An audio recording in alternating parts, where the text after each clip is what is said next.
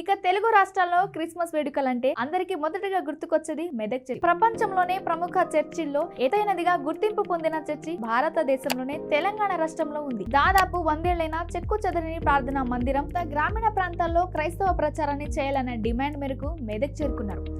ఆ పాస్టర్ మెదక్ చేరుకునే సమయానికి ఊరంతా కరువు కాటకాలతో బాధపడుతుంది. ప్రజలు తిండి లేకుండా అలమటించసాగారు. మెతుకు సీమగా పిలువబడిన మెదక్ జిల్లాలో 1910లో కరువును విలయ తాండవం చేసింది.